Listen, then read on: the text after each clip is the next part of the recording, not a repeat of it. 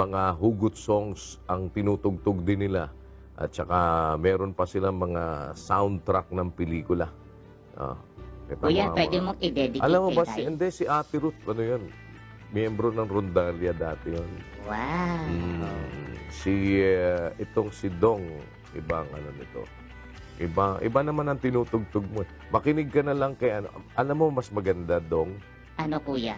Tumawag ka kay DJ Adam. Pwede. Sa Moonlight Wishes. Meron siyang harana sa Moonlight Wishes. Wow. Bagay. 12 midnight to 2 o'clock in the morning. Kuya, ang problema ko, malolobat ako. Hindi, magsaksak ka na lang sa ano. Magharakiri ka na. Ay, magharakiri. Magsaksak ka na lang na sa AC. Panoorin niyo muna to, ha?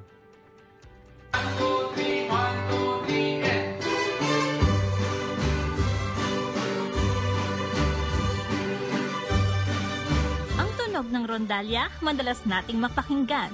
Tugtog ay tradisyonal na musikang Pilipino. Ngunit ang grupong ito ng mga mag-aaral sa ICNHS o Iloilo City National High School, ibang level ang tugtugan. Sila ang Himig Cuerdas Rondalia Ensemble sa ilalim ng pagtuturo ni Ginoong Chodolfo Cordero Jr., isang music, arts, and physical education teacher sa ICNHS. Kung ang OPM artists may hugot songs, kahit ako'y titibok-tibok, puso ko ay titibok-tibok pa rin sa'yo. Sinta, ikaw na ang tahanan at mundo. Ang Himig Cuerdas may hugot sounds.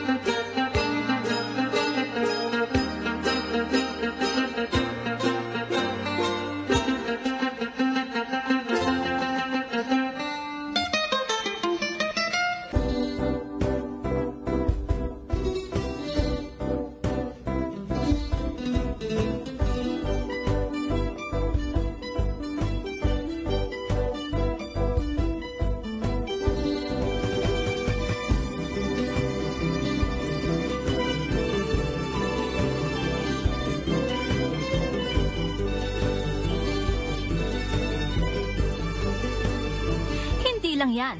Level up pa ba ang hanap nyo? Sisiw yan. Kayang-kaya nila ang Pirates of the Caribbean soundtrack.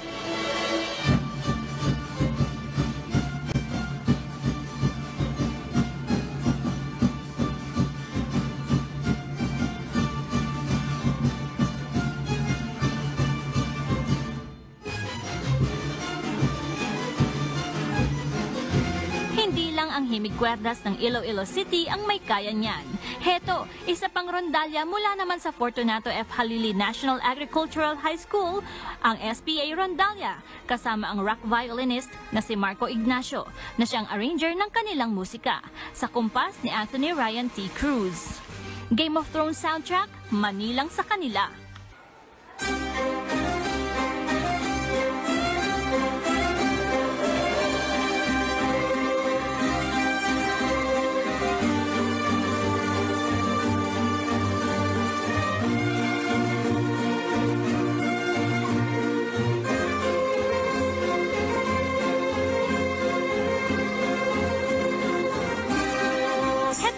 Mula sa kanila, kaway-kaway sa mga Star Wars fans.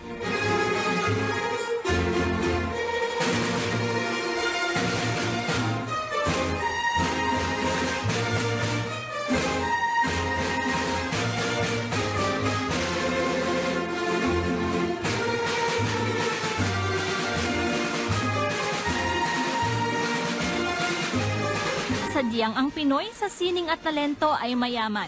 Mura man ang edad, ating ipagmalaki, rondalyang Pinoy sa buong mundo ipagbunyi. Naway lalo pang yumaman ang musika at galing ng rondalyang Pinoy.